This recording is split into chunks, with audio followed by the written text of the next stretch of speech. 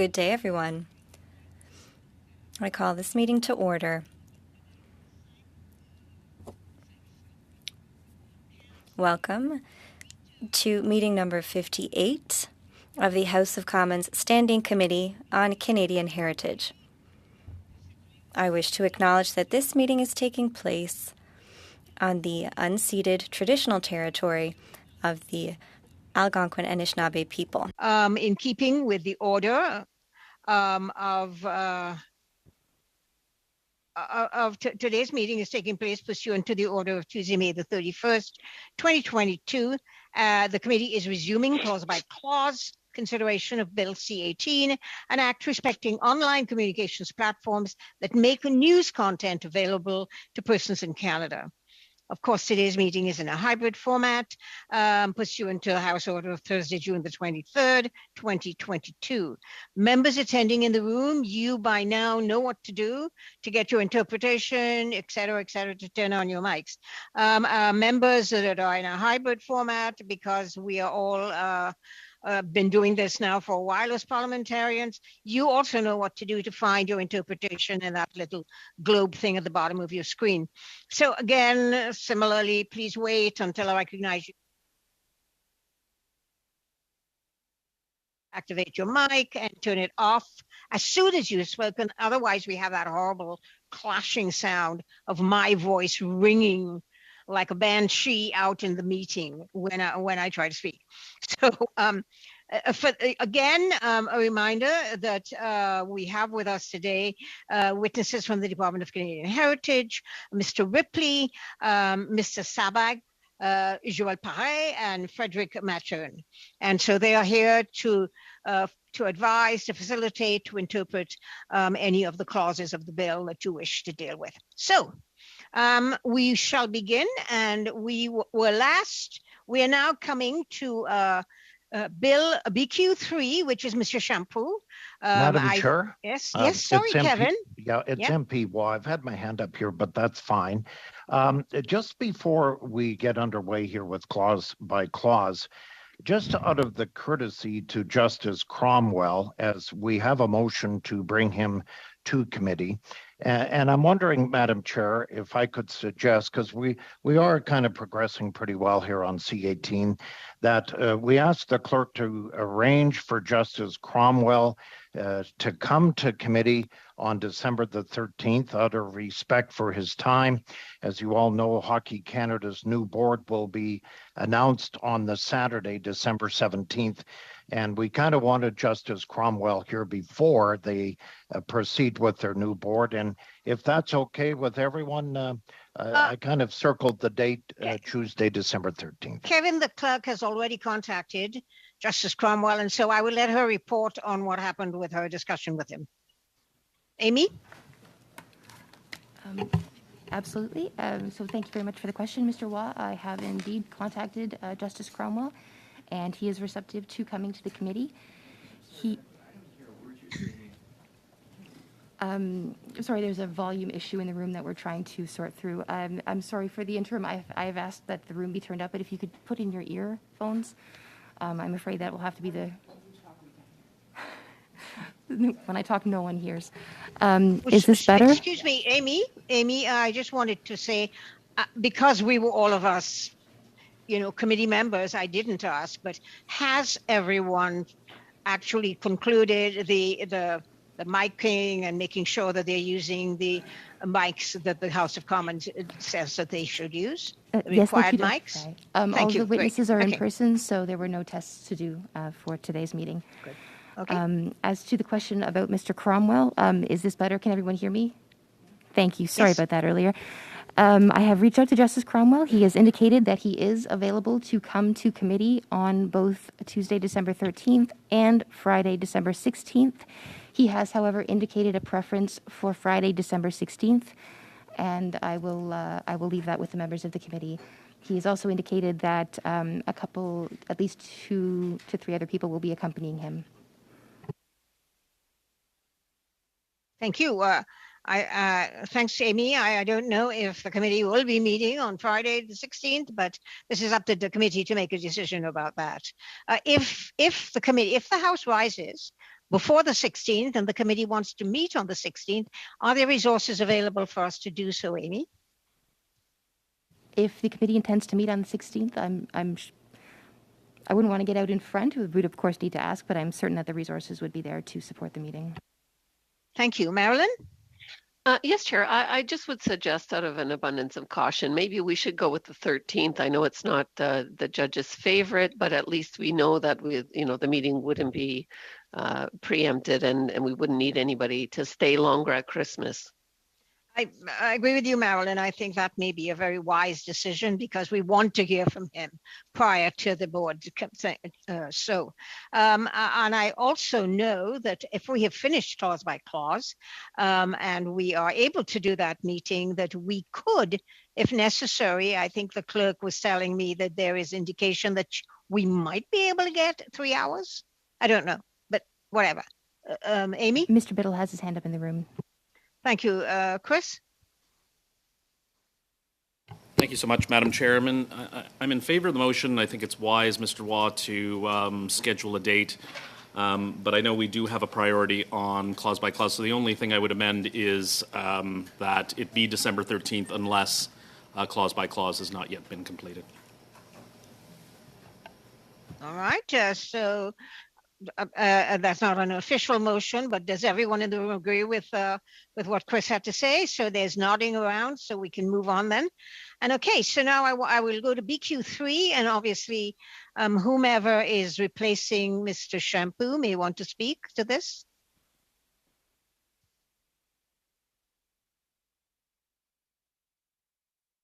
Is there a BQ in the room? There is, Dr. Fry. Mr. Shampoo just walked in, so we just might require 1 second for him to get himself installed. All right. So while he's settling himself, I would tell everyone that if we adopt BQ3, CPC 17 and CPC 17.1 cannot be moved due to a line conflict. Martin, vous êtes prêt? Madame la Présidente, je viens... Madam Chair, I've just arrived. I was giving a speech in the House. So I'm just arranging my documents here. If you could let me have a moment. Shall we just suspend for about 30 seconds or a minute to allow Martin to get his act in order? Thanks.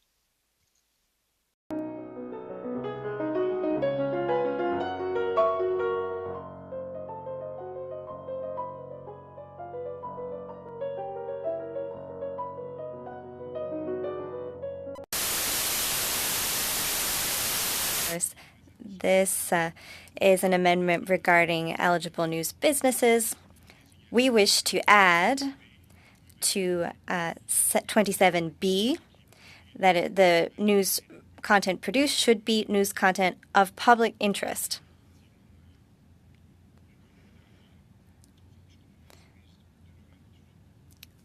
Under a news business.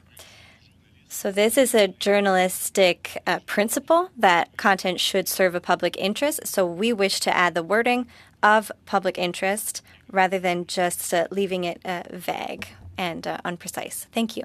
Martin, your amendment says produces news content of public interest.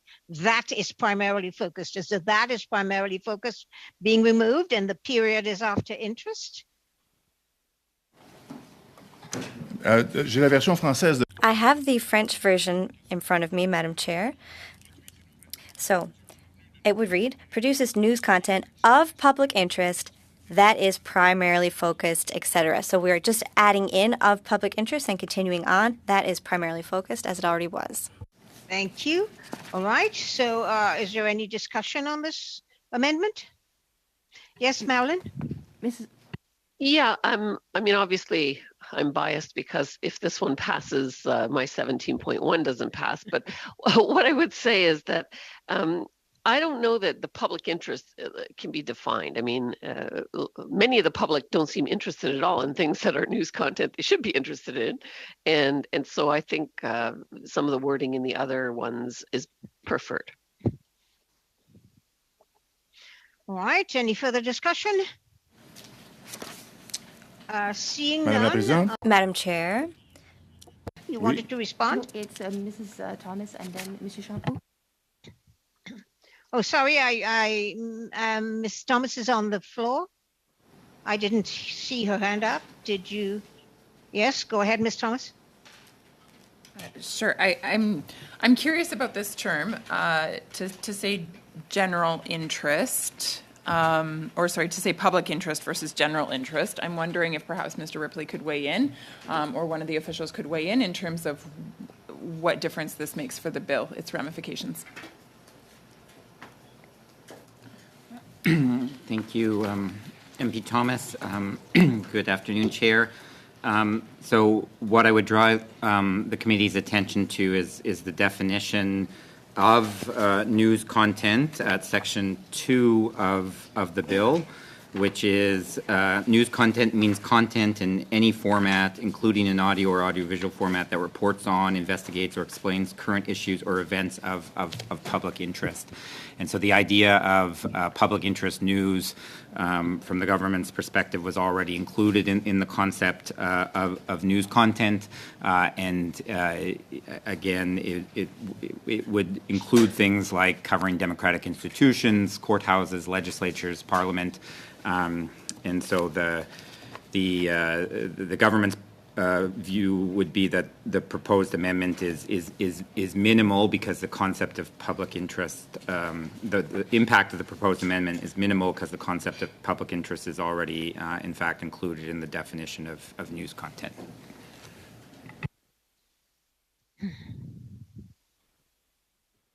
Thank you. Does that answer your question, Ms. Thomas? It's sure. Okay, thank you. Then I will think we should, clerk, since I hear no one else's hand up or see no one else's hand up, can we call the question?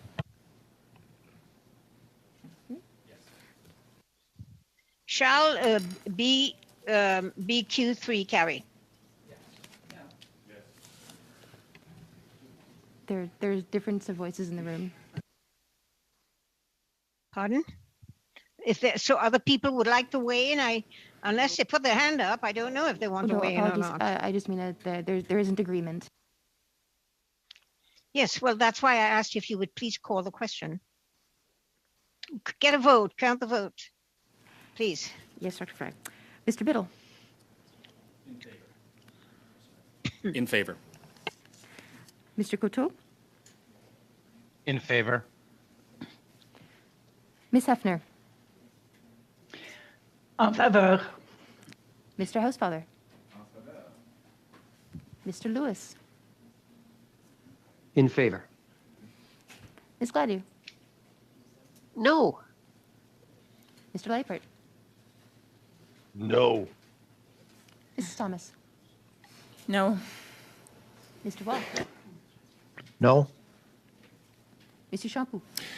en faveur. Mr. Julian. En faveur.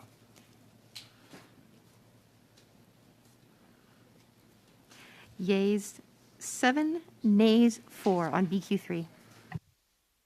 BQ3 carries. And we move on now, therefore, to CPC 18. And I think that was moved by, obviously, Mr. Nader, but would someone speak to that? Is someone moving this? Marilyn, are you? No, Chair. I think CPC 18, is that not from Mrs. Thomas? Oh, on my things, it says Mr. Nader. So, all right, Mrs. Thomas, would you speak, please, to the amendment? Is there something wrong? No, 17 and 17.1 get ruled out. Oh, sorry. I didn't realize that. As much as I'd love to speak to them, Anthony. Sorry, I wanted to give you the chance. Thank you. Okay, so here we go. CPC 18 it replaces on line 5, page 10. Essentially what it's doing is it's taking out general interest and just saying that it has to do with reports of current events, including coverage of democratic institutions and processes, etc. And so it's this concept of general interest that we feel is a vague, undefined term that perhaps is not necessary to this bill and doesn't necessarily strengthen it, but perhaps causes confusion. Thank you. Any other speakers? Mr. Biddle has his hand up. Yes, Chris? Thank you so much, Madam Chair. This amendment looks harmless, but if we take it with other CPC amendments like CPC 22 and CPC 24, it undoes the current eligibility section, straying away from the QCGAO definitions that are central to the Act. So unfortunately, I can't support it. Right. Any other speakers? No, then perhaps I will call a question and the clerk can count the votes. Will CPC 17 carry? Madam Chair, the legislative clerk. Sorry, here. CPC 18, I'm sorry. Pardon? I was Did just pointing someone- out that it was CPC 18. Yes, I'm sorry. Well, CPC 18 carry. I'm not seeing agreement of voices, Dr. Fry. You are seeing full agreement? No, I'm not. Did you want me to call the vote? That's why I asked if you could please Okay, did you call the vote. Did you want me to just call a recorded division every time? Yes, Oh, yes. thank you. Yes. Mr. Biddle on CPC 18. Opposed. Mr. Coteau. Opposed. Ms. Hefner. Contre. Mr. Housefather. Against. Against. Against. Ms. Gladue. En faveur. Mr. Leipert. In favor. Mrs. Thomas. In favor. Mr. Waugh. In favor. Mr. Champoux. Contre. Against. No. Contre. Opposé. 7. Against.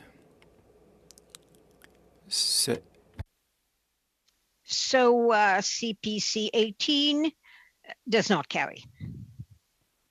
Now we go to, excuse me, pages stuck together, NDP 13. Mr. Julian. Thank you very much, Madam Chair. And I think to cause happiness throughout the committee, I will be withdrawing NDP 13 in favor of NDP 16 that will be coming up for consideration a little bit later on. So we have one amendment less to debate. Right, because it was going to, move a whole bunch of other ones out of the discussion. All right, so it has been removed entirely, and now we go to CPC 19. Now, if CPC 19 is adopted, CPC 19.1, NDP 14, NDP 15, PV 5, NDP 16, CPC 20, and G2 cannot be moved due to a line conflict. Now, Peter, CPC 19, is Ms. Thomas speaking to this? Dr. Fry.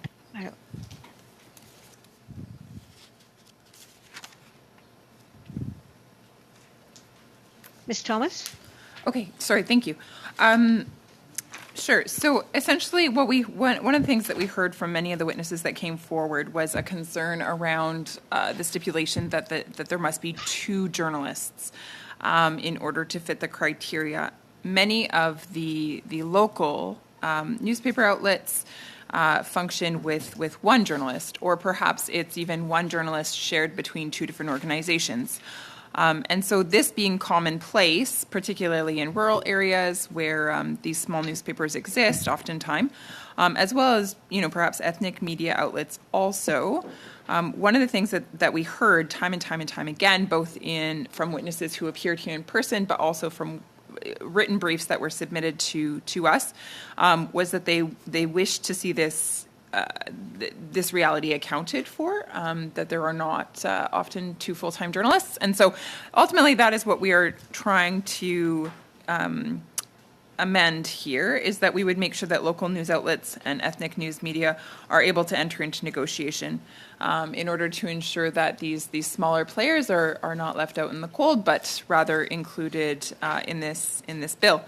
I think one of the reasons that this is so important is because so much of this bill is already bent in favor of large newspaper conglomerates or in favor of larger broadcasters. It's been stated by the PBO, the Parliamentary Budget Officer, that about 75% of the money will be going towards these larger broadcasters. And so our attempt here is to stand up for the newspapers and to make sure that they get a fair shake. Any discussion, Kevin? Yeah, thank you, Madam Chair. I totally agree with Mrs. Thomas on this. We only heard from the Alberta and Saskatchewan News Associations. We didn't hear from BC or others. But when we did hear from Saskatchewan, up to 80% of the local newspapers in this province of Saskatchewan would not qualify with 2 reporters. And then we heard some despairing comments in Alberta Newspapers Association, where we heard from the publisher of St. Albert saying, well, 50% of Alberta will qualify and that's fine. But I think around the table, Madam Chair, you would agree that that isn't fine. We want to include everybody in this bill. When this bill first came out, as you all know, it was designed to help the small and medium newspapers. And I think this is a great change to the bill. I would strongly support this.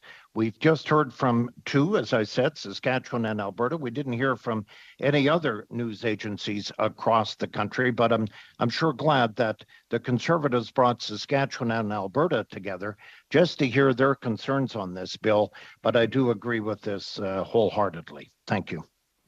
Thank you. Any other discussion? Dr. Sorry, Marilyn, your hand is Mr. up. Biddle first, and then Ms. Gladue, and then Mr. Julian. Mr. Biddle? Thank you so much, Madam Chair. Just very quickly, we heard from Unifor about jobs disappearing, and we want to encourage news organizations to hire. That being said, we do understand the concerns that have been raised, and though I don't support this particular clause, I am in favor of NDP 16, which I think addresses some of the issues that are at play here. No, Peter? Sorry, Marilyn, Ms. Gladue? Thank you, Chair. Yes, I just wanted to highlight as well that we did hear about this difficulty where sometimes an owner of a small media organization also acts as a journalist, or at least a part-time journalist, and this does address that as well. Thank you. Peter? Julian? Well, thank you very much, Madam Chair. I'm exuberant by the Conservative sudden support for Bill C-18. That's wonderful. I've been raising, as you know, for weeks and weeks, the issue of the Alberta community newspapers, Saskatchewan community newspapers, while Conservatives poo-pooed the bill, poo-pooed the legislation, and then filibustered it to draw it out. And so if they are now coming on board and saying we're going to support Bill C-18, that is great news. We've made a lot of improvements to the bill so far. NDP 16 addresses the issue of those journalists that are partners who own the business itself, which was a concern of community newspapers, and I'll be supporting NDP 16. The CPC amendment does not do the job that NDP 16 does do. That being said, I think it's very important as well that the government continue to provide supports to businesses that are just starting out, and there are programs available for those businesses that are just starting. I'm going to be voting against CPC 19, but voting for NDP 16, so that we're enlarging the scope of eligibility. And I will say the amendments that have been adopted so far do that as well. And so that's all wonderful. I'm very, very happy about the support by my Conservative colleagues now for C-18. that's very good news, and let's keep going on getting NDP 16 adopted and build more improvements into the bill. Ms. Ladou, are you wanting to speak again? Dr. Fry? Go ahead. Yes, please, Chair. I just want to clarify for Mr. Julian that I do not support C18, that I share the concerns that have been raised by constitutional lawyers, by our friends in the US. I do not think it will achieve the purpose for which it is intended, but it is clear that the NDP Liberal marriage is going to force this through. And so my attempt here is to minimize the damage that's done, to try to get the benefit for small media organizations and to try to prevent some of the unintended hugely negative consequences that will happen. It's too bad the government wouldn't just take money from Facebook and Google, who are willing to give it to a consortium of small media outlets, let them divvy the pot, and not let CBC, Bell News Media, and Rogers walk off with 75% of it. Thank you.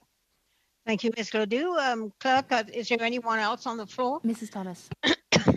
Yes, Mrs. Thomas. Thank you. I just want to be really clear here for the benefit of anyone who might be listening, because I realize that these amendments are not being read into the record, and so sometimes it can be difficult to follow. So I'd like to bring some clarification.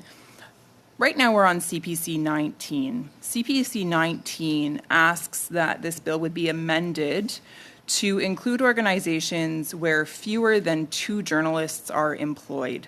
It would also include that organizations where in underserved communities would be included, journalists who work on a freelance or a part-time basis, who are maybe shared between these different ethnic organizations.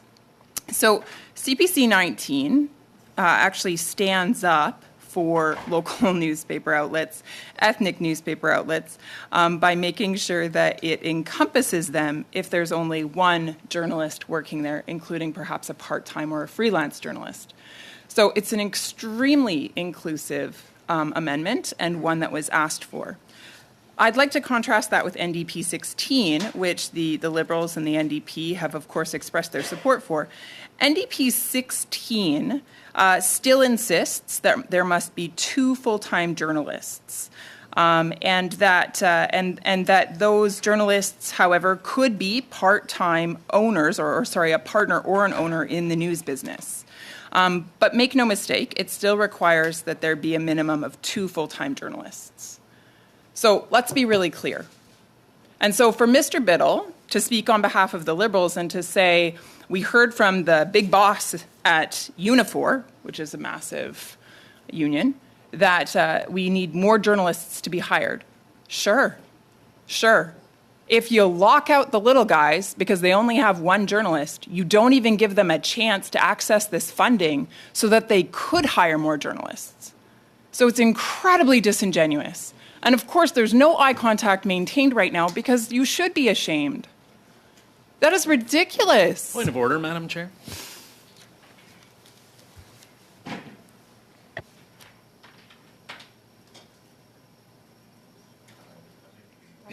I'll just go, Madam Chair. I think you're just on mute. I was just reviewing my notes. I have no issues with what Mrs.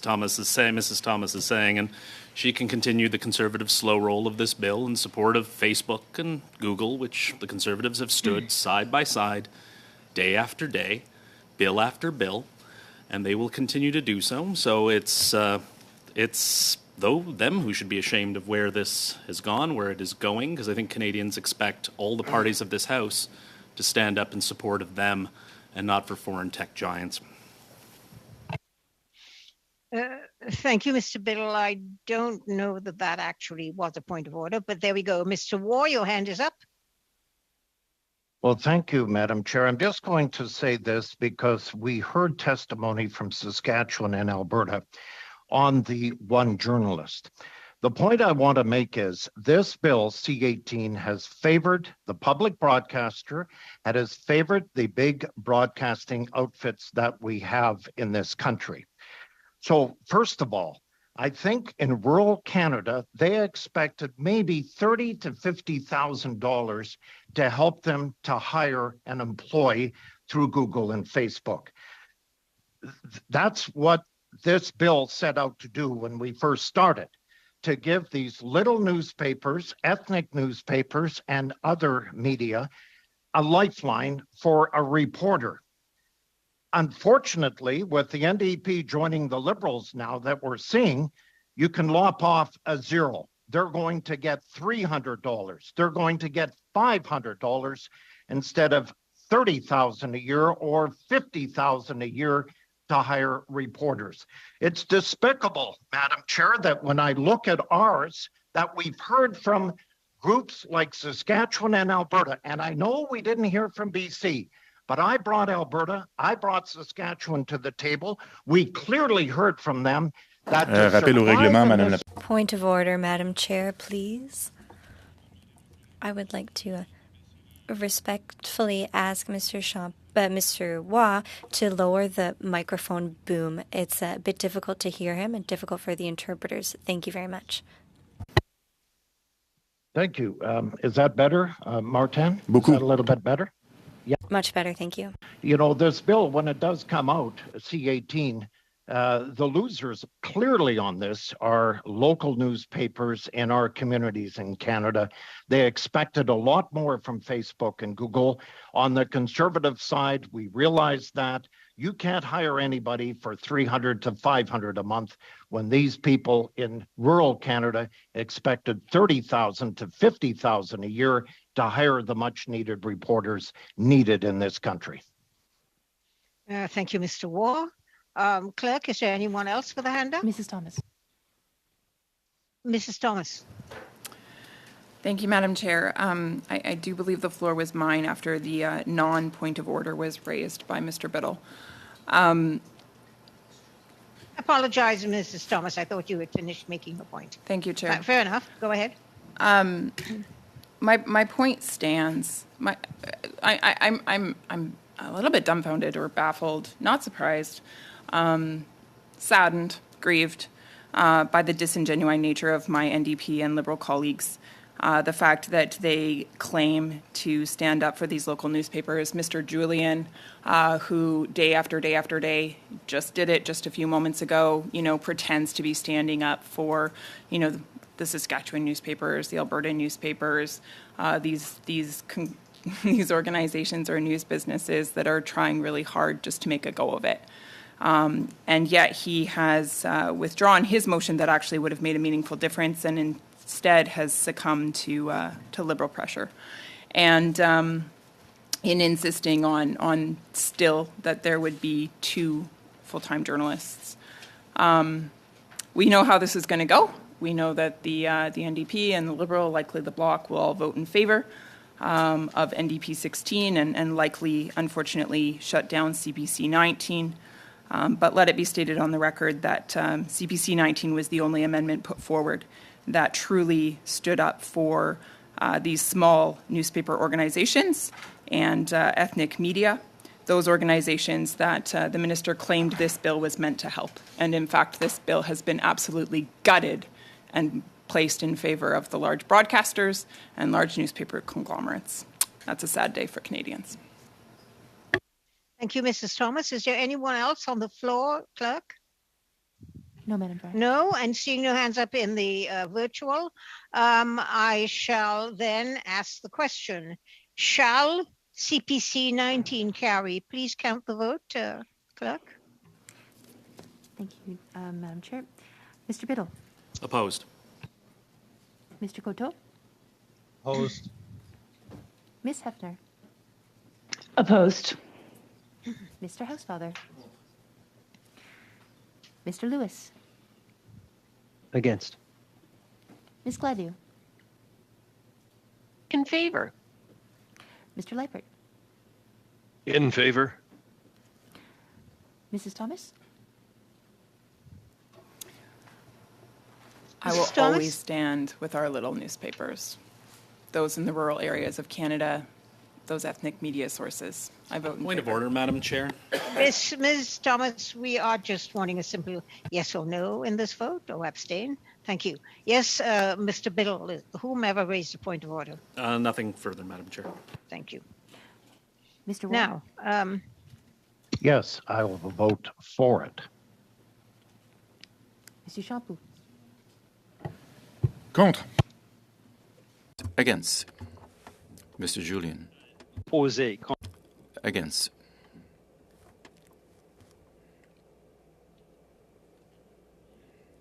Yeas. Then CPC 19 does not carry. So we will now move to CPC 19.1. Thank you, Chair. Oh, sorry. Ms. Sardou. Thank you, Chair. Yeah, I'd like to withdraw CPC 19.1.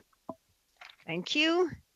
So we will now go to NDP 14.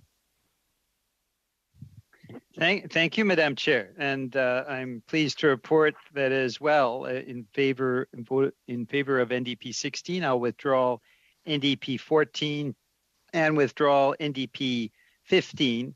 NDP 15, of course, is no longer needed because NDP 3 passed.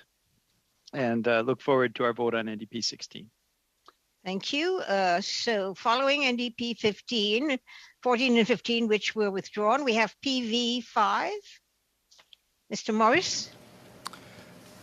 Yeah, thank you, Madam Chair. I believe PV5 is seeking to do similarly what NDP 16 is seeking to do in terms of standing up for independent online news publishers of Canada. And so open to conversation from the committee on intentions for either one. Thank you. Well, are you moving this or are you withdrawing it, Mr. Morris? I'm not quite clear. Sorry, happy to have it stand and to hear from other committee members on the merits of NDP 16 in its place as well. All right. Perhaps we can entertain discussion on this on PV5. Any hands up in the room? I see Mr. Biddle and then Mr. Julien. Mr. Biddle, please. Thank you so much. Just very briefly, Madam Chair, I prefer NDP 16, which get to the same point, and thank Mr. Morris for his contribution. But I think Mr. Julien's amendment's a little clearer. Thank you. Peter. Thank you, Madam Chair. I too would like to thank Mr. Morris for his advocacy. It is true, I believe, as well, that the NDP 16 is clear and more extensive. And I'd like to thank Mr. Morris for his contribution to the discussions on this bill. Thank you, Mr. Morris. So shall we, anybody else with their hand up on the floor?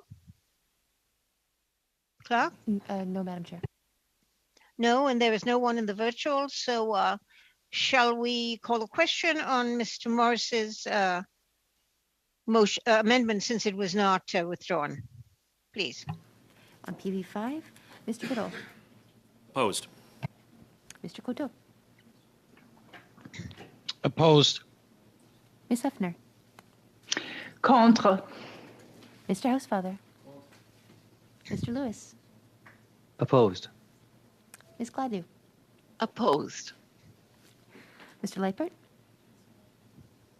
Opposed. Mrs. Thomas. Opposed. Mr. Watt. Opposed. Mr. Champoux. En faveur. Mr. Julien. Opposé, contre.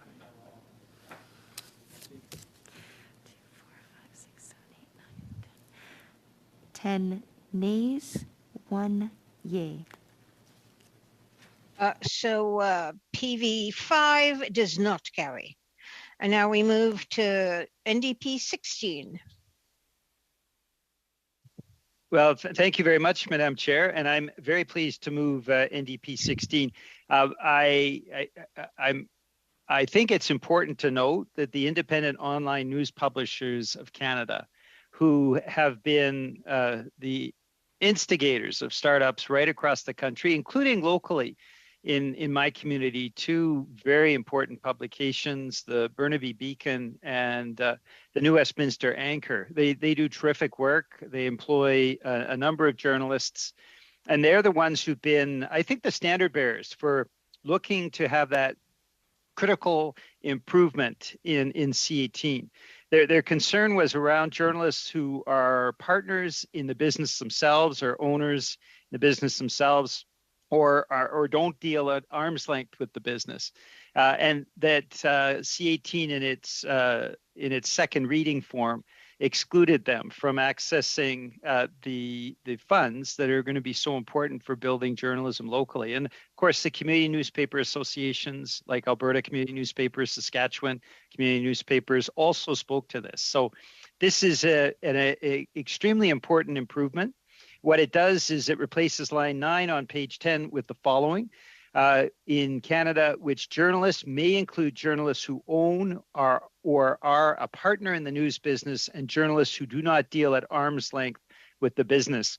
So this is a critical amendment, a very important one to improving the bill to make sure it's accessible to community newspapers, to online news publishers right across the country, to the media that deal or provide supports in third and fourth languages in this country. And we have an ethnic press that is extremely vital, energetic. What this does is provide for those ethnic news publications that have owners that are also operators, that are also journalists, that they can access this regime. And so it's extremely important. I came very confused by the Conservatives in the last discussion around the amendments. They've been opposed to C18. They've tried to fight C18. They've tried to delay C18. And then all of a sudden they spoke in favor of the benefits that come from C18. And I guess this is a litmus test. If they vote for NDP 16, they are showing the importance of improving the bill and making sure that it's accessible to community newspapers and online news publishers right across the country. So with that, Madam Chair, I hope that this passes unanimously. This will be an important improvement to make sure C18 really does what it needs to do, which is ensure that the big tech actually starts funding journalism right across the country, including in communities throughout the length and breadth of Canada. Thank you. Before we continue discussing this, I just wanted to remind everyone that what I had said earlier on when we were discussing CPC 19, if NDP 16 is adopted, then CPC 20 and G2 cannot be moved because of line conflict. Just reminding everyone about that. So, yes, Clerk? Just to let you know, I have Mr. Champoux, Ms. Gladue, and Mrs. Thomas. Yes, thank you. Martin? Merci, Madame la Présidente. Thank you, Madam Chair. 27 1B1 does have some importance. I think that after having spoken and interacted with the stakeholders about this bill, that it could be fruitful. And at the beginning, I was concerned about very small regional media who are no less rigorous in their practice just because of their small size. And they have extreme difficulty and have had extreme difficulty since the web giants entered into the scene. In C18, we want to ensure that news businesses who will fall into this structure will be news businesses that are serious and rigorous. And we will bring more amendments to the table that we will present later to this effect. But in this respect, I think it is important to establish certain parameters. And one or two journalists shows that we are talking about a serious news business, or we can certainly hope so if this eliminates bloggers in their basement who are just commenting left and right on matters. So we want to establish certain parameters so that the right people are benefiting from C18. And the fact that one of the journalists can be a partner or own the business will also extend the benefits to these small players. Thank you very much. Thank you. Marilyn? Thank you, Chair. I think previously I did state the point about supporting that we needed to make sure organizations that had the owner or a partner as a journalist, that we should include those. So I've already said that, but Mr. Julian continues to try to want to speak on behalf of the Conservatives' intention with respect to this bill. So I want to reiterate that I do not support C18. If you look to the voting record, you'll see that clause 3, the clause on the purpose of the bill to try to help small media organizations, is the only thing I voted for. I do agree that we should do that. I just don't think this bill will achieve it. And so Mr. Julian has put it out there that if we vote for his amendment, that we're essentially saying we support C18. So of course, naturally, I wouldn't be able to support his amendment. Thank you. Thank you, Ms. Gladue. Ms. Thomas? Yeah, I wonder if the officials maybe could answer a question or two. So this amendment before us, it says that it will support journalists, minimum of 2 of them. There has to be 2 journalists still, because the CPC amendment was shot down. So there still has to be 2 journalists in order to be considered for this legislation. But those journalists can own or partner in the news business. And then it goes on to say, and also journalists who do not deal at arm's length with the business. I'm curious about this phrase, do not deal at arm's length. Thank you, MP Thomas, and through the chair. So this is an issue that has come up particularly from smaller ethnic media news organizations, and it's specifically in a context where there may be a family member involved, for example, in the operation of the news business. So it's a recognition that typically in your usual kind of employer-employee relationship, there's an arm's length nature there, and so this is clarifying that you can have a journalist who is not at arm's length from the news organization, from the news business. Thank you. I see Ms. Thomas, did you wish to speak so? Yeah, I'm sorry if I misunderstood. I don't see you, sorry. Yeah. Yes, thank you. Sorry, perhaps I misunderstood your last statement there. So this, so the amendment that's been brought forward says journalists who do not deal at arm's length with the business. So that would mean then, according to this amendment, that I guess put flesh on that for me in terms of what does that mean? Like, so who is not coming under this legislation then? Thank you, MP Thomas. So perhaps just taking one step back, the starting point for Section 27 eligibility is the QCGO criteria, which we've discussed at length in this committee. In the context of the interpretation of QCGO, the question has come up around the arm's length nature of journalists, and so. Given that the point of departure is again that QCGO status, there were concerns from smaller news businesses where one of the journalists has is related to the news business because again they're a family member to the publisher or to the owner, that they would be excluded from the current 2 journalist criterion. And so this is clarifying that notwithstanding that familial connection, that journalist would count towards the 2 journalist criterion. Okay. Does that satisfy you, Mrs. Thomas? Yeah, that's more clear. Thank you. Thank you, Mr. Waugh. Thank you, Madam Chair. My concern still is one journalist in this conversation on C18. And I just go back to the testimony once again from Alberta and Saskatchewan, where the majority of newspapers in these 2 provinces, and I can't speak for BC because we didn't have anyone come forward for BC or Ontario or the Maritimes. But these issues in this province and Alberta is not good. 80% of the money that comes from C18 is going to go to the public broadcaster along with the big telcos. So what they have left here, and 2 the discussion that we're having on NDP 16, we still need two journalists, which of course can be the owner, can be an investor.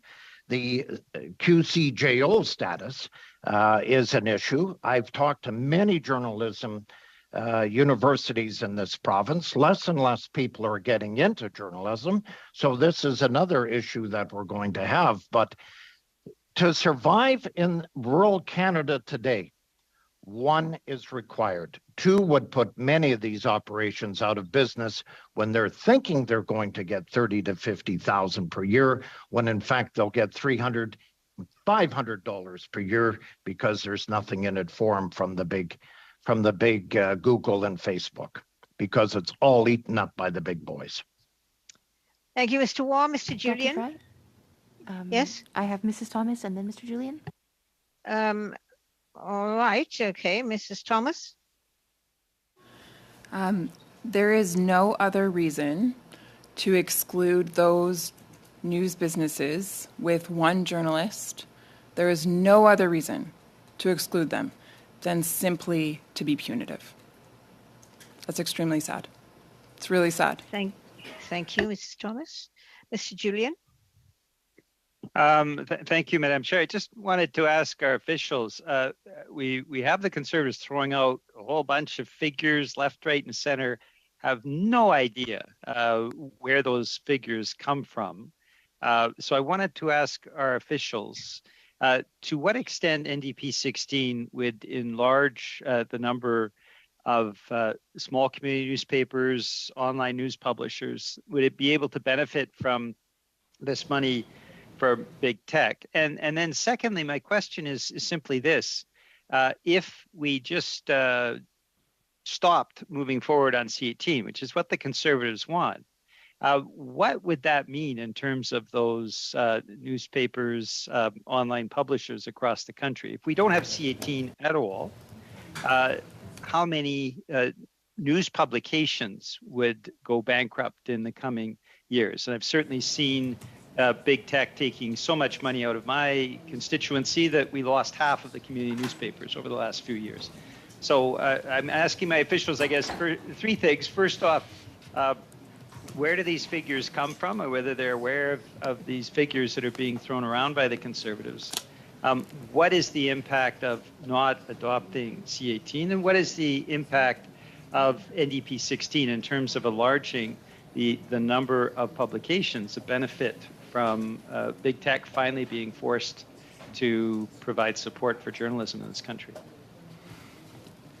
Thank Thank you, Mrs. Oh, sorry. Go ahead, Mr. Ripley. Sorry. Oh, thank you, Chair. Thank you for the question, MP Julian.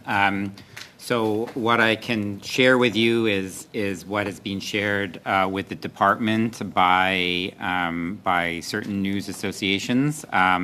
And so there have been representation here have been made by a number of folks. One is the National Ethnic Media Press Council, which is an association of smaller news outlets with membership in the hundreds, and they have been concerned by the criterion of having two regularly employed journalists.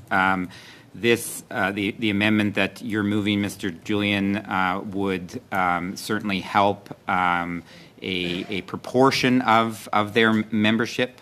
It will not help their entire membership, but they have indicated that having the amendment specifically with respect to the arm's length nature of the relationship, as well as including the owner and publisher, is a meaningful change. News Media Canada has indicated, and they have membership in the hundreds as well, and they've indicated that currently about 100 of their members would face a hurdle when it comes to the two journalist criterion. And again, the change that you are moving is a meaningful one. Again, recognizing that the owner or publisher can be included in that two journalist criterion.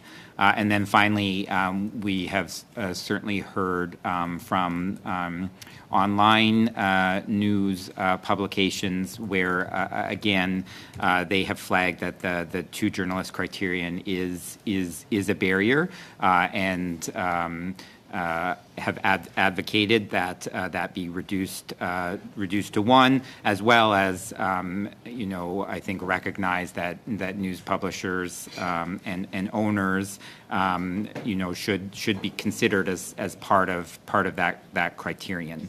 From the government's perspective, I would simply underscore that, Bill C-18, if it passes, is an important intervention, but it's not the only intervention that the government does in this space. There are several departmental programs that are specifically designed to support news outlets. And so, for example, the Canada Periodical Fund supports approximately 750 periodicals on an annual basis. That's including 385 print magazines, 291 print community newspapers, and 65 digital magazines and 14 digital community newspapers.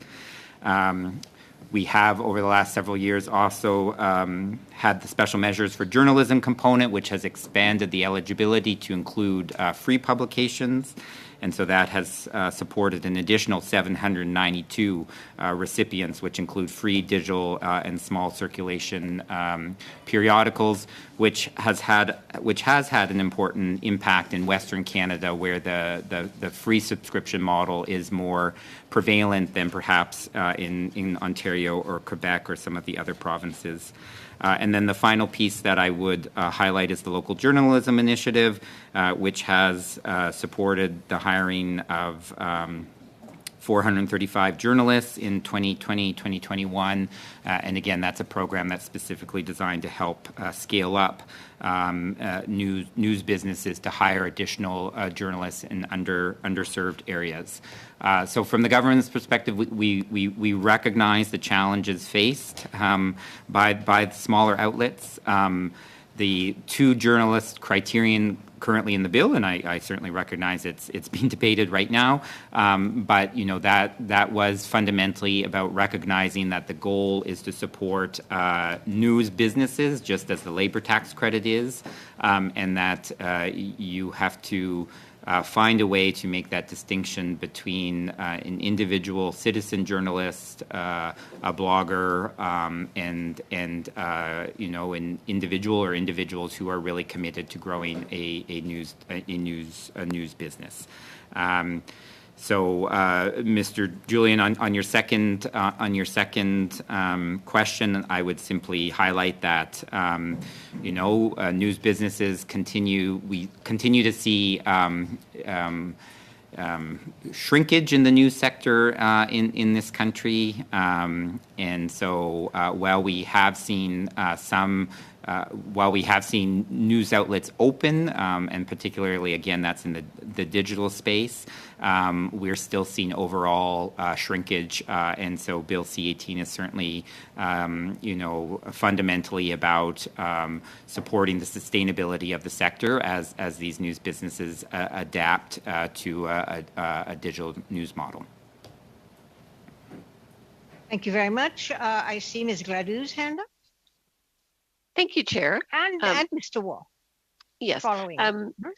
So I'm glad to hear Mr. Riley tell us that if C-18 doesn't go forward, that there are other helps that are already in place. And I think it does bear repeating that Facebook and Google are on the public record as saying that they would be willing to donate funds that could go into a fund that would be managed by, representation from the different provincial, Indigenous, territorial, small media outlets across the country. And that would avoid all of the government bureaucracy and the tendency to interfere in freedom of the media. Now, that said, we saw some examples that Mr. Riley cited of organizations that have less than 2 journalists that would be excluded and impacted. So, Mr. Riley, do you have a number of how many organizations in Canada would meet the other criteria, like being, journalism or news organizations as part of the Income Tax Act, or be licensees with the CRTC? How many organizations would have less than 2 journalists and be impacted? Thank you, MP Gladue. I don't have a specific figure for you. So our data, again, is based on those organizations that have made representations to us. So the National Ethnic Media Press Council, for example, I believe it would need to be confirmed, but I believe their membership is approximately 700. And again, that would include very small news outlets that would fall into the one journalist category, but they have also indicated that there is a proportion of their membership that if the eligibility criteria is broadened to include 2 journalists, but including the owner-operator as well as journalists who do not deal at arm's length, that would include a proportion of their membership. And again, it would be the same thing with News Media Canada, whose membership I believe is in the 500s. And as I mentioned, they had indicated that there were about 100 of their outlets, their members facing this barrier.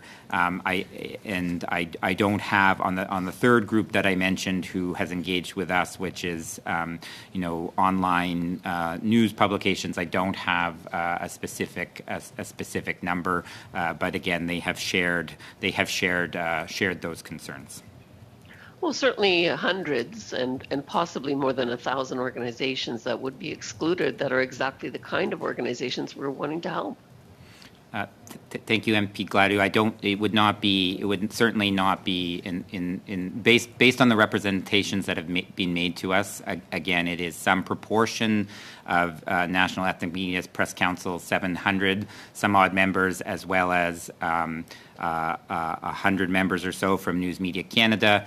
If this amendment passes that MP Julian is proposing, I certainly acknowledge there would continue to be news outlets who employ one journalist who may not be eligible. So there will still be some news businesses in that category. But the amendment that NDP MP for the NDP member MP Julian is moving would address part of the problem. Thank you. Thank you, Mr. Wall. Dr. Fry, Yeah, my last intervention. I'm really disappointed, Mr. Ripley. We have a chance to perfect this bill, C-18. So what we're doing, we're passing a bad bill. And is that better than not passing this bill at all? I mean, you have just admitted there will be organizations that do not meet the criteria of C-18. We have a chance, all parties around this table have a chance right now to correct this. You have heard from many stakeholders that we need 1, not 2. We need 1. And I know you've cited the Canadian Periodical Fund, the Local Journalism Fund. You've also said there is shrinkage. We all know around this table there has been a lot of shrinkage. I can bring up a newspaper in my province that sold for $1. So would Mr. Julian accept an amendment to make this bill, C-18, even better for all Canadians, to have 1 journalism instead of 2? Would Mr. Julian agree to that, to make this bill what it should be, a good bill for all Canadians, instead of leaving out a lot of rural Canadians in this bill C-18? Would you amend the bill to accept all Canadians and businesses trying to make a living in this country, Mr. Julian?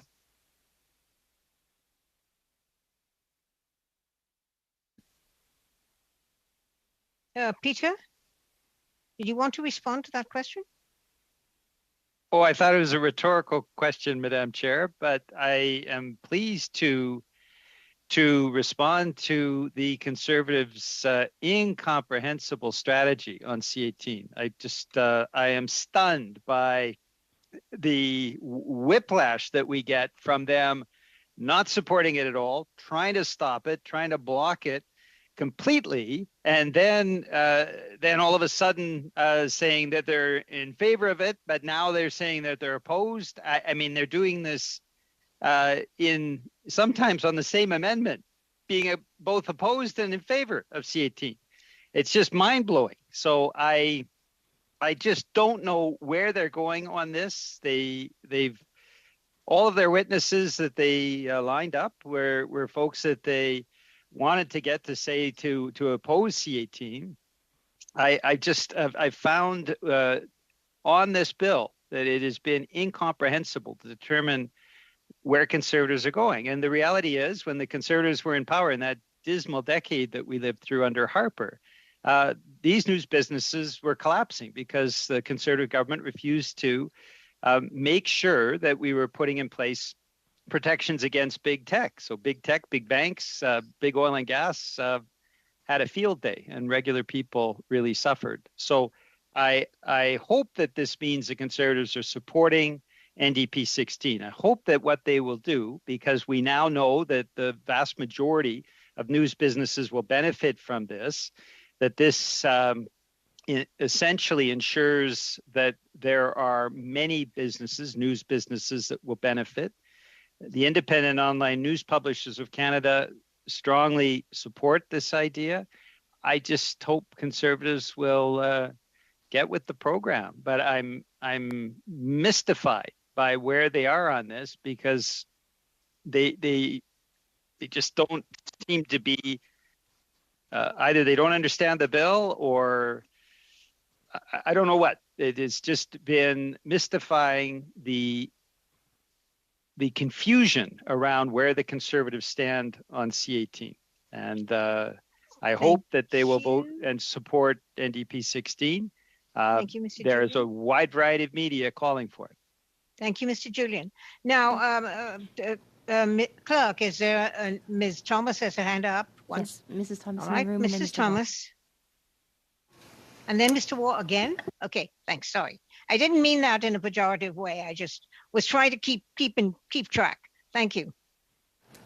Yes, Mrs. Thomas. Mr. Ripley, in the preamble of this bill, it talks about the sustainability of news media sources. You used that word in your last response. You used the word sustainability. I'd be interested to know from you how this bill will contribute to news businesses with 1 or 1.5 journalists in order to make them sustainable. Thank you, MP Thomas, and through the chair. So one observation I would make off the top is that I believe there was an earlier reference to 2 full-time journalists. That's not the case. So it's 2 regularly employed journalists, which includes, with respect to the first part of your question, would include again 2 journalists working part-time, 1 journalist working full-time, plus a journalist working part-time. With respect to the question around one journalist, again, I acknowledge that as drafted, and even with MP Julian's motion, that if it passes, a one journalist operation would be excluded from the ambit of this bill, and I acknowledge the policy debate that's taken place on this point. The challenge is there needs to be a mechanism to determine the difference between an individual and a news business or a news organization. And so, the QCGO, and the reason the 2 journalist criterion, one of the reasons the 2 journalist criterion was chosen in that contest was to make that distinction, to fundamentally, it's a labor tax credit. It's about supporting a news business, and the fact that you have more than one individual is one indication that you're growing a business. And so that distinction needs to be made somewhere, because at the end of the day, the mechanism that the bill sets up is that these organizations, would be determined, their eligibility would be determined by the CRTC, and there needs to be appropriate guidance about where that distinction is between supporting an individual versus a news business. So, Thank you, Mr. Ripley. Kevin? oh, no, sorry, Chair. Sorry, Ms. Thomas, you have another question? Thank All you. right, go ahead. So, Mr. Ripley, I realize that was quite a lengthy answer, so I'll just give you another opportunity to be succinct. This bill talks about sustainability of news outlets. You've used that word. The minister has used that word. I'm just curious, how will this bill contribute to the sustainability of those organizations that have 1 or 1.5 journalists? So they meet all other criteria, but they have 1 journalist or 1 journalist and a half-time journalist. So thank you, MP. How will this bill foster their sustainability? So thank you, MP Thomas. So with respect to 1.5, again, depending on the nature of it, a 1.5 is employing 2 journalists. So if those 2 journalists were employed on a regular basis, that organization would be included. An organization with That's right. only 1 journalist, as I previously mentioned, that organization would not be included under the eligibility criteria of Section 27. Thank you, Kevin. Have you finished, Mrs. Thomas? Thank you, Chair. I'm done. Thank you, Kevin. I want to thank Mr. Ripley for clearly identifying a flaw in C18. Madam Chair, I would like to have a sub-amendment to add 1 journalist. To NDP 16. I would. All right. So could you like to read out what that sub-amendment and where it would go in the motion currently before us, or in the amendment currently before us, if you have a sub-amendment? Yeah, if I have a sub-amendment, and if I can find the bill here, we will. Canada which journalists may include journalists who own or are a partner in news businesses, and journalists who do not deal at arm's length. Yeah, that's C16 or NDP 16. Yes. I said just you wanted to add 1 journalist. Where in that I might need some help. Like I might need some help from Mrs. Thomas, who's on the floor, but that's where I would like to add it. I'm just trying to find where we could add that, because there is flaws, as we've heard from Mr. Ripley and department officials, and to strengthen the bill, C18, we would like to add that. So if you the line with number of journalists. Well, I would just like to add, the sub-amendment to 1 journalist would qualify. Rachel, can you help me out? You're on the floor, and you have people around you there. Is there any way that we can work this sub-amendment in? Maybe I can try. Dr. If you don't mind, Mr. Madam Chair. Point of order, Madam Chair. Mr. Julian. Well, I mean, what Mr. Waugh is attempting to do is start again a debate that we've already had in committee. I imagine it's to filibuster the bill again. So we have already considered that amendment. It was not adopted by the committee for the reasons that I think the officials have spelled out.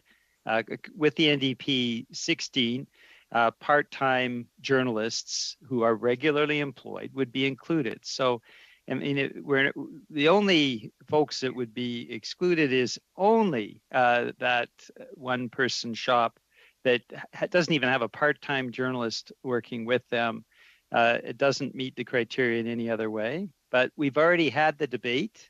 I would suggest that it's out of order to come back to that. Otherwise, we'll be spending weeks going back over conservative amendments that have already been rejected and that they try to reinsert later on. So since it's out of order, I hope that we can move to a vote on NDP 16.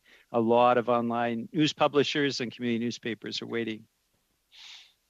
Okay, Madam Chair, we've heard. Yes, Kevin? We know where we're at on this. It was a good try, but we'll move on for the sake Thank of you. committee. I'm not Right. happy about it. You know that. So that's on the record.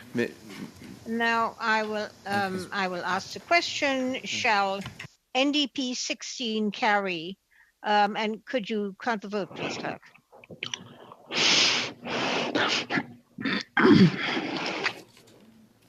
Thank you. On NDP 16, Mr. Biddle? In favor.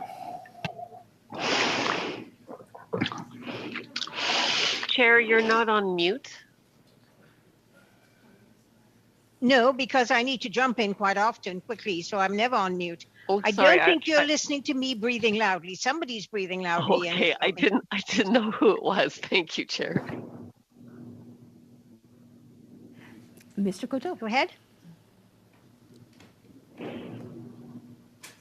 Mr. Coteau? Sir, I think you might be muted at the cord. Is that a possibility? There's no sound coming from.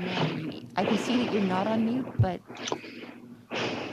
It's just some heavy breathing. I can't. Lisa. Can you hear me with all that breathing out there? Yes, we can hear the heavy breathing. I'm supporting the motion or the amendment. thank you, sir. Ms. Hefner? En faveur. Mr. Housefather? Mr. Lewis? In favor. Ms. Gladue? No. Mr. Leipert? Against. Mrs. Thomas? Opposed. Mr. Waugh? Opposed. Mr. Chaput? En faveur. Mr. Julian? En faveur, oui. 7 yeas, 4 nays.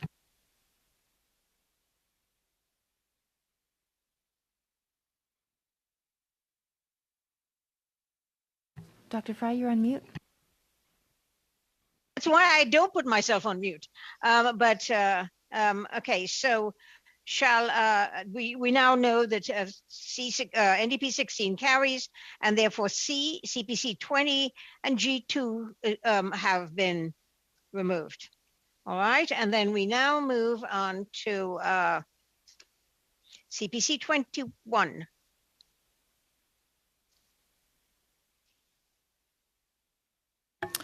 Thank you, Madam Chair. I will speak to this. CPC 21 is meant to make sure that this legislation carries out its stated intent, which is to support, well, I think, unfortunately, we're not actually going to end up supporting the little guys with this, but the stated intent, at least, was to support local newspaper outlets, and then, of course, it got expanded to broadcasters. And so the point here is that funding would not be going to entities that are foreign in nature, that are from a foreign state. That those entities, those news businesses, would not be supported or able to bargain within the framework of this legislation, Bill C-18. That is the intention behind CPC 21. Thank you. Any discussion? I have Mr. Housefather and Mr. Chaput. Anthony? Thank you, Madam Chair. So I want to thank my colleague Martin Shields for having inspired me on this one. He challenged me at the end of our last meeting to say, if there are any of our amendments that you agree with in principle, but you don't like the wording, fix them. So basically, I drafted a different amendment that will come later in the package, but it goes to the heart of what I think is the important part of this amendment. I disagree with the question of that a foreign, like a newspaper that has journalists. Let's say there's a local newspaper with 3 journalists that's employed, that's owned by somebody from the States. I disagree they shouldn't get funded under the bill. Like, I don't think an entity has to be controlled by Canadians, because I think that there could be newspapers that are purely Canadian newspapers, employ journalists that are Canadians and aren't owned by Canadians, and they're covering news in Canada, and why wouldn't they be covered? But I think the intention of this was that there's bad foreign actors like Russia or Iran, that those entities shouldn't be covered by the bill. And so I proposed a different kind of amendment that would say that any news business or anything that's owned and controlled by an individual that's a subject of sanctions under the 3 acts under which we sanction people wouldn't be covered, and nor would any news business that has its headquarters in a foreign state that is the subject of measures under the Special Economics Measures Act. So any entity that is headquartered in like Russia or Iran couldn't be covered either. And that's sort of where I could see it. I have no trouble that the Wall Street Journal, if they have a Canadian bureau that employs 5 people, gets funding for the 5 people in their Canadian bureau. What I don't agree with is, of course, we don't want the Iranians or the Russians or other countries that are not friends of Canada to get that. So that's what I sort of got from this amendment, and that's where I am proposing to go. So I'm not going to vote for this, but I appreciate the thought because it inspired me to craft something that I think does, do much of what is done here. Anyways, thanks. Thank you, Mr. Housefather. I will go to Martin Champoux. Merci, Madame la Présidente. Thank you, Madam Chair. I have a similar logic to Mr. Housefather's. I would have voted for CPC 21, and Mr. Housefather has made a suggestion. CPC 21 was very good in my mind. I think it was valid. But I would call for us to be open-minded to this new amendment, which I think is very well drafted and meets our intentions that were in CPC 21. But I find this new amendment even more clear. So that is why I will not be preferring CPC 21, but it's not because I didn't like that amendment. Thank you very much. Thank you. Mr. Julien? Merci, Madame. Je voulais vous demander, Madame la Présidente, est-ce que ce ne sera pas légitime qu'on passe cette proposition de M. Housefather? Excuse me, Peter. There is no translation. Okay. Test. I will wait for you to give me the signal. We have translation, Dr. Fry. Thank you. Go ahead, Okay. Peter. Alors, Madame la Présidente. So, Madam Chair, it seems to me it would be appropriate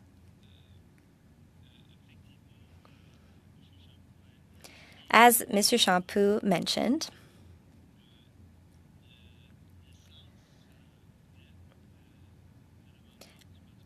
the essence of CPC 21 was acceptable to my mind, even desirable for this bill. However, I do also agree that Mr. Housefather's amendment is clearer. So, Madam Chair, I just wanted to ask you if we could consider Mr. Housefather's amendment, because I think it is pertinent, and we've already entered into the debate on these amendments. I don't know if Mr. Housefather has written his amendment and if both the legislative clerk and our committee clerk have seen it. Suspend while we find out about that. Madam Chair, you have a copy in your emails. The legislative clerk distributed it. The clerk distributed it about an hour and a half, 2 hours ago. So everybody does have it. Shall we suspend while people go into their emails to see it? Madame la Présidente, je pense que tout le monde. Madam Chair, I think everyone had already had a chance to read Mr. Housefather's amendment. Has everyone had a chance to read Mr. Housefather's amendment? Yes, everyone's shaking their head saying yes.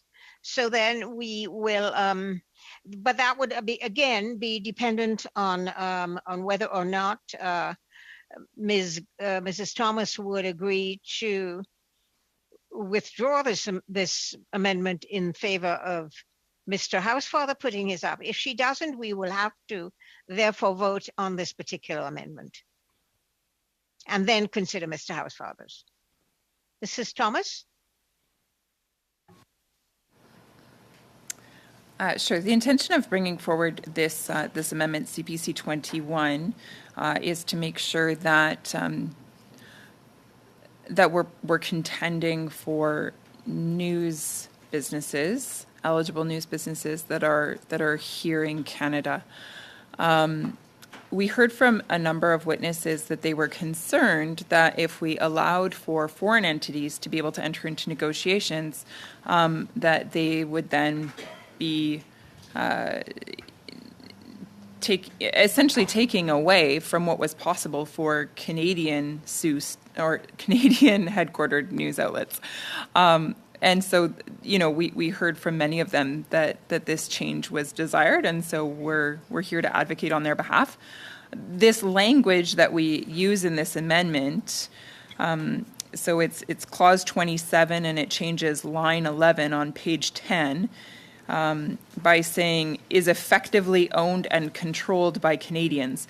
This phrase is effectively owned and controlled by Canadians is actually taken from the Broadcasting Act. So it is consistent with that.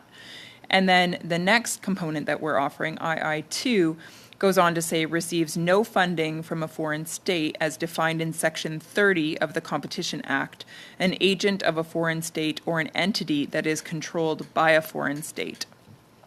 And so our goal there is, again, to make sure that outlets in Canada are protected and that we don't have foreign outlets receiving funding by being able to enter into these negotiations and be protected or within the confines of Canadian law. That seems very unfair to these smaller outlets. Yes, Chair. Mrs. Thomas, the question that we're asking is that everyone agrees with the intent of your amendment, but what most people are saying is that the one that Mr. Housefather sent is actually clearer, and therefore my question was, do you want to withdraw this so that we can vote on Mr. Housefather's, or do you want us to vote on yours and then go to Mr. Housefather's? Mr. Housefather's proposal still allows for foreign news entities to receive funding by entering into negotiations protected by C-18. We're just not able to support that because, of course, outlets have asked that not be the case. So, no. Thank you very much. So then I think Madam Chair? I shall ask. Madam Chair, yes, sorry, the legislative clerk here. Oh, sorry, Mr. Miller. I just wanted to point out that Mr. Housefather's amendment is on line 20 on page 10, and there are several other amendments that are in between CPC 21 and Mr. Housefather's. So if Mr. Housefather's amendment were to be considered and adopted, we could not go back to the ones that are before him unless you have unanimous consent to do so. So I just wanted to highlight that to the committee. Thank you very much. And where did you say, because I don't have it in my notes, where did you say Mr. Housefather's amendment would go in the list of amendments that we have? Mr. Housefather's amendment goes just before CPC 23, but it addresses line 20 on page 10, and we have CPC 22 that comes before, NDP 17, BQ4, NDP 18, NDP 19, and NDP 19-1 that comes before that. So since we have to do the bill in order of the text of the bill. Thank you. Thank you, Mr. Mella. So what we will do is I will call the question. Mrs. Thomas was pretty clear. And yes, clerk? Mrs. Thomas has her hand up, Dr. Frey. Yes, Mrs. Thomas. Thank you. I just want to be certain. So just to the legislative clerk, I guess here, my understanding of the Liberal one is that that's an amendment, not a sub-amendment. So it would mean that we consider it later on when its turn comes. Yes. So that would mean then that CPC 22 and those others that you listed could still potentially be considered. Yes, Madam Chair? I think that was what Mr. Miller said. Yes, Mr. Miller. Yes, if we did in the order in which they were put in the package, yes. Thank you. So now right now we're dealing with CPC 21, and so I shall ask the question: shall CPC 21 carry? Clerk. CPC 21, Mr. Biddle. Opposed. Mr. Coteau? Opposed. Ms. Hefner? Contre. Mr. Housefather? Contre. Mr. Lewis? Against. Ms. Gladue? En faveur. Mr. Leipert?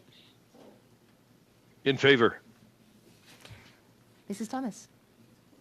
In favor. Mr. Waugh? In favor. Monsieur Champoux? Contre.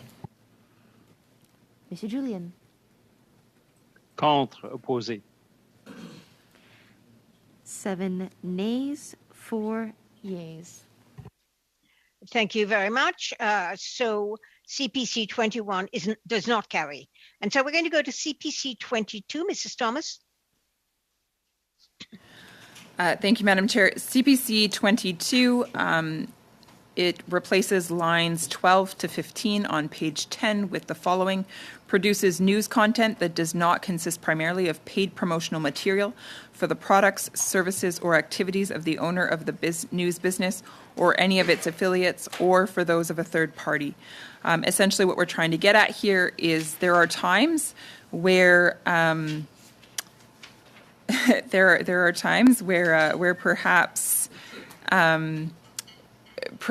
newspapers are the front page of a newspaper, for example, is taken and used rather than for news, actually more for advertising purposes. So it's a paid off full entire page, sometimes even several full pages that appear to be news but are actually paid for content. And so we don't believe that that material should be rewarded.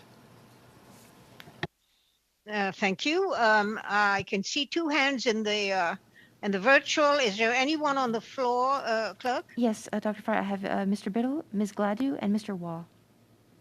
Thank you, Mr. Warren, Ms. Gladue, I can see, but Mr. Biddle. Thank you so much, Madam Chair. The concern that is addressed in this amendment about promotional materials already dealt with in Section 31, which clarifies what content can be bargained for and excludes outlets, intended to promote particular interests. So, as such, I'll be opposed to this amendment. Thank you, Ms. Ledoux. Thank you, Chair. So a question for Ms. Thomas then. So if the government gives $595 million to news outlets to say nice things about them in the lead up to an election, is that considered paid promotional material? Mr. Ripley, would you like to answer that question? It was a question for MP Thomas, I believe. Yes, I would like to know the answer, though, from your perspective at some point. MP Thomas, do you have an answer for that? I would let my friend Mr. Ripley respond should he wish to do so. So generous of you, MP Thomas. Thank you for the question, MP Gladue, and no, the government's position would be that the tax credit framework, which is what underpins your question of $595 million, does not constitute paying for promotional material. I'm sure that would be the government's opinion. Thank you, Mrs. Ledoux. I shall go to Kevin. Thanks, Madam Chair. I'm just looking at the National Post today. There's no present like the present, and it's a Jack Daniels ad on the front page of the National Post, along with several car ads. So we've brought this up in the past, and it's kind of interesting that now the Globe and Mail, the Toronto Star, and the National Post in particular are selling ads on their front page. I should also add the Toronto Sun today, Leon's breaking news. So it's it's a concern, I think, for editorial people out there, but we also know the newspapers, if they can sell an ad, they will. So that's all I'll say. Thank you, Mr. Waugh. Is there any further discussion? Clerk? I'm not seeing any hands, Dr. Brett. Thank you. Then I will call the question. Shall CPC 22 carry?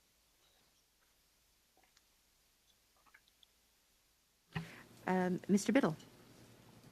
Opposed. Mr. Coteau. Opposed. Ms. Hepner.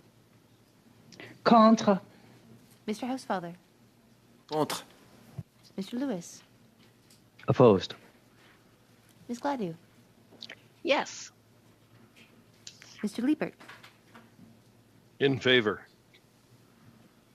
Mrs. Thomas. In favor. Mr. Waugh. In favor. Mr. Champoux. Contre. Mr. Julian. Mr. Julian? Contre. Opposing. 7 nays, 4 yeas. CPC 22 shall not carry. NDP 17, Mr. Julian. Pleased to announce, Madam Chair, that I am withdrawing NDP 17 for the consideration that we're going to have around BQ4. Thank you. So we shall now move to BQ4. Voilà une sage décision. Such a wise decision by my colleague, Mr. Julian. Madam Chair, I wish to thank him. BQ4 is an amendment very dear to my heart because it is the amendment that will bring to C18 criteria for journalistic rigor. During preparation for our committee, I had the opportunity to speak with different journalistic organizations, the National Press, different organizations from Quebec, and other stakeholders. And I was wondering how we could add in C18 the basic principles and criteria of the journalistic practice. And we worked in order to find the best way to do so. And simplicity is always the most effective solution. So in Clause 27, I propose adding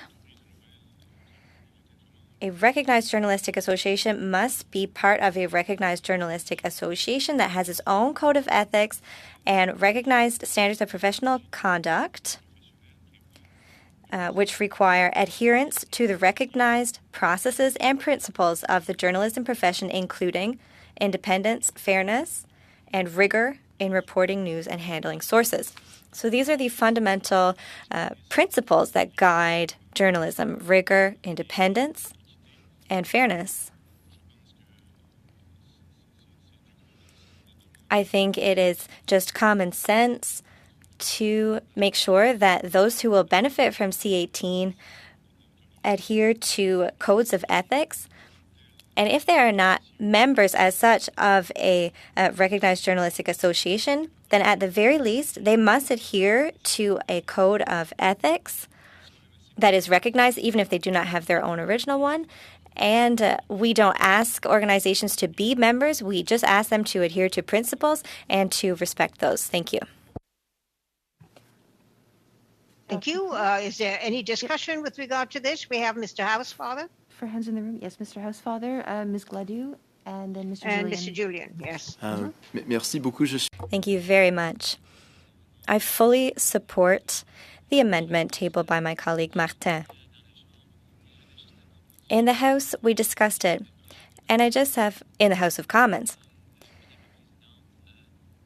And I have a proposal, Madam Chair. Either a member of a recognized journalist association and adheres to a recognized process and principles. Either a member of a recognized journalistic association and follows the code of ethics of a recognized journalistic association or has its own code of ethics. Just to make clear that there's two options. They can either be a member of the association and follow that code of ethics or have their own. Je crois que mon ami... And I believe that my friend will agree to it, perhaps. I hope so. Permettez, Madame la Présidente. If I may, Madam Chair, may I respond to my colleague Anthony? So the listing in French is quite clear because we have commas between the different elements. When we say or has their own code, but I do agree. If it's for a point of clearness and understanding, I have no problem at all. I just wanted to be clear in the bill that journalistic organizations must adhere to criteria. So if they are members of an association, great. But if they create their own code of ethics, that's also not a problem for me. So if it is clearer, then I accept the friendly amendment with pleasure. Thank you, Ms. Ledoux. Thank you, Chair. Absolutely, I think it's important that they follow a code of ethics, etc.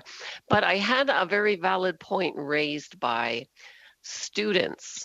A lot of times, students in journalism schools, they are writing for various organizations, and they are not yet accredited, so they don't have credentials, and they're writing sort of on their own, like dime, if you were. They're not covered under the school necessarily for that.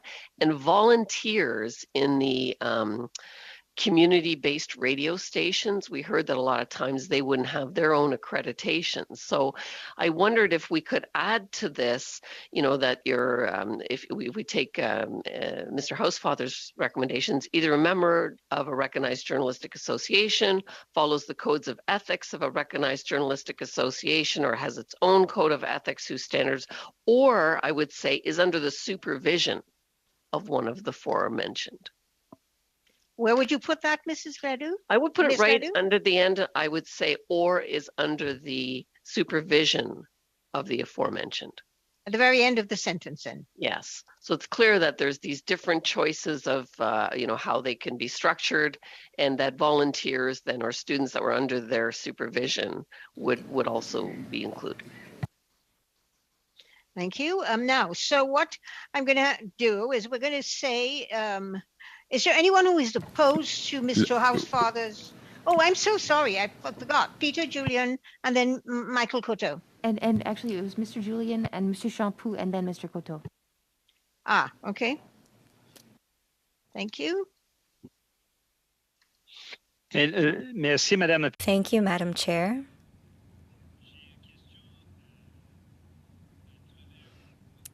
Through you, I have a question for the clerk and for the legislative clerk. We have an amendment, NDP 19.1, that does mention codes of ethics. I wanted to know if it would be better to suggest that as a sub-amendment here, as we're debating this amendment under this clause, because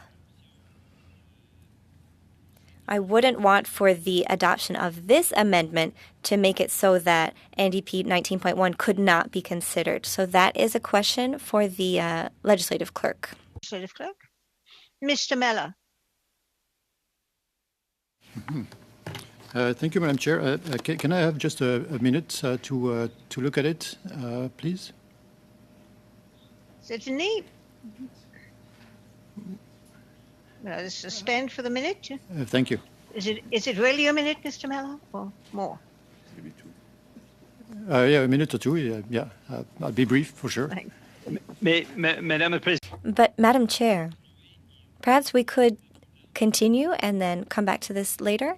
While Mr. Mella is looking at this, I still have not received an answer about whether, because we cannot have like three sub-amendments on the table at the same time. So the first sub-amendment was Mr. Housefather's, which said either is a member of a recognized journalist association or follows the code of ethics, blah, blah, blah, blah.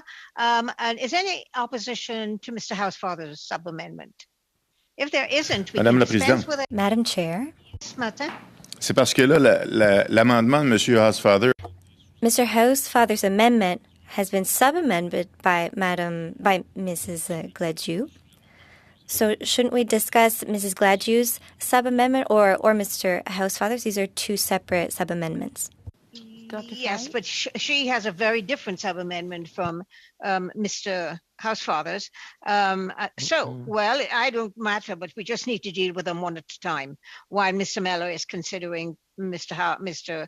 Julian's question. So, well, let us deal with it. At the end of the sentence, after and handling sources, Ms. Gladue added a sub-amendment that said is supervised by a journalistic body or journalistic association.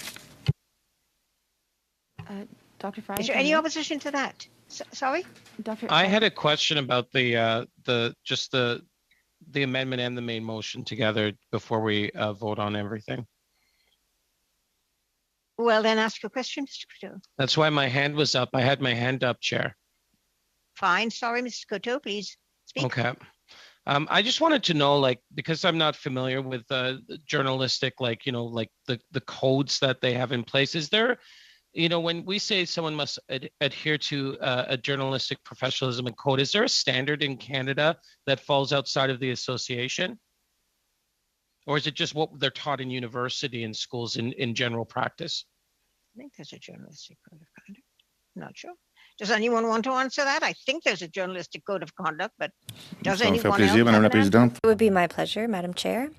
Effectivement, la question de Yes, so Mr. Coteau's question is very relevant.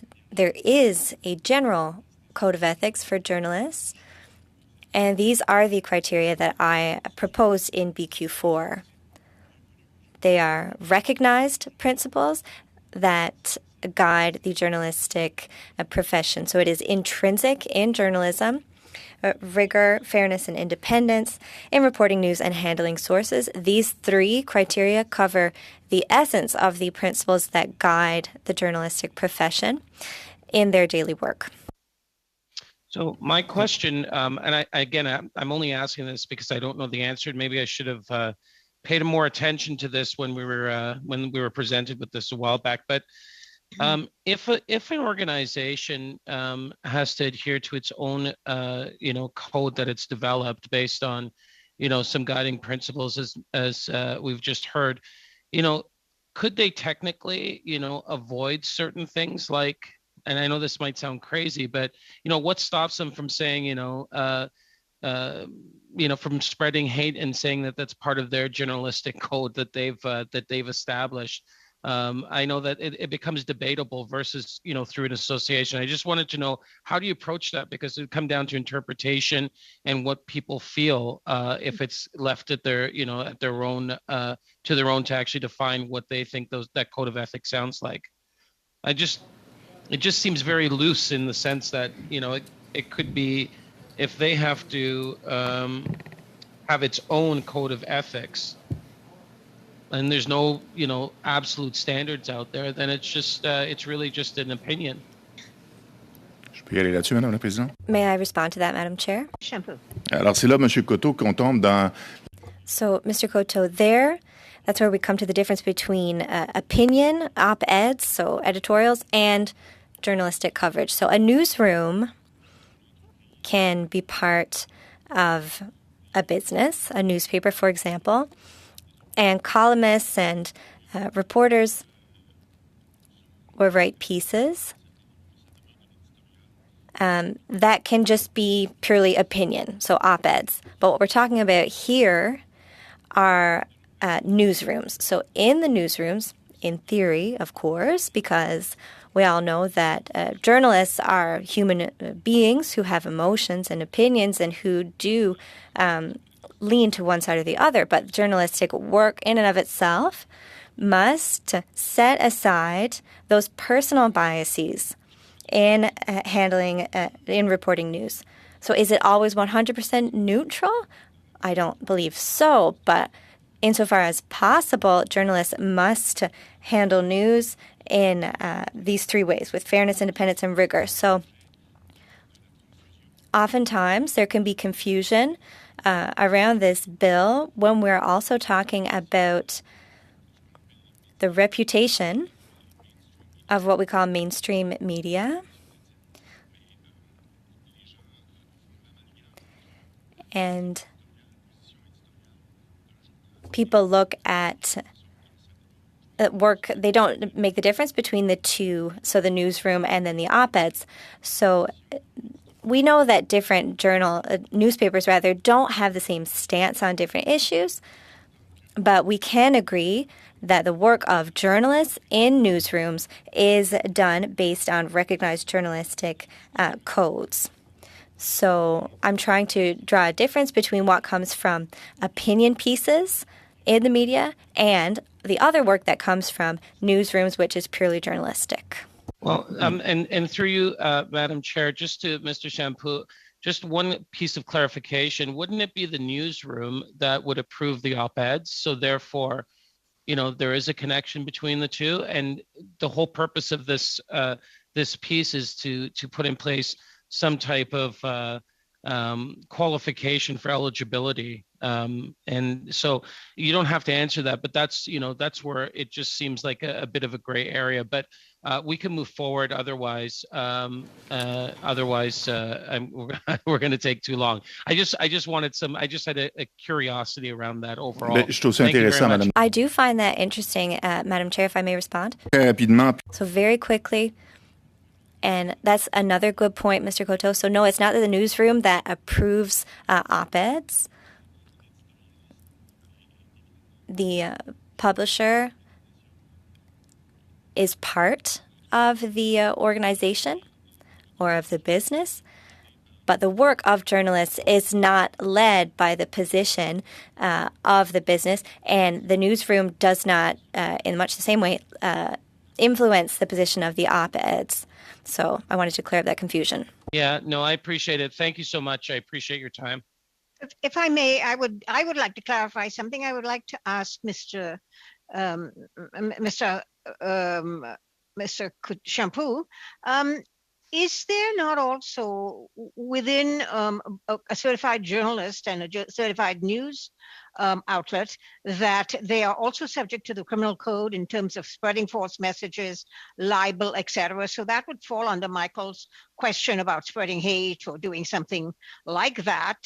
Isn't that also something that journalists are subjected to, whereas an ordinary person just decides to put out a piece and give their opinion isn't subject to that mechanism? Well, to come back to what I said earlier, journalists covering news that is of public interest, which is specified in our bill, journalists do not have an opinion to emit through those pieces. The work that they do must be done rigorously. So as we say, with rigor in reporting news and handling sources. So journalists do not interpret news through their own lens. They simply report the news. So it's the importance of treating the source with rigor and also diversifying the sources to enhance one's report of the news.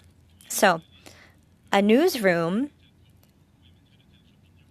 if it had journalists that just reported their opinion, would simply not be admissible. Would not be eligible under Bill C-18. So yes, about the criminal code, I imagine that there must be a provision to that effect, as you say. But journalists would never, if they did emit their opinion, they would never be considered as a newsroom. Thank you very much, Martin. Now, Mr. Merci beaucoup, Martin. Well, before we go to Mr. Mello, we have Ms. Gladou's hand up as well. I just wanted to tell everyone that I really feel we only have, I think we're at 2:58, and I don't know, Clerk, how many minutes we have left to play with. Is it 5? 3:03, Dr. Frey. 3, so all right. But I just wanted to suggest that we have to find some order here, and that order means to deal with one sub-amendment at a time, which is what I have been trying to do. So anyway, if before Mr. Miller speaks, Ms. Gladou, did you have anything to add to this particular discussion? Yes, actually, I'm going to help you out, Chair.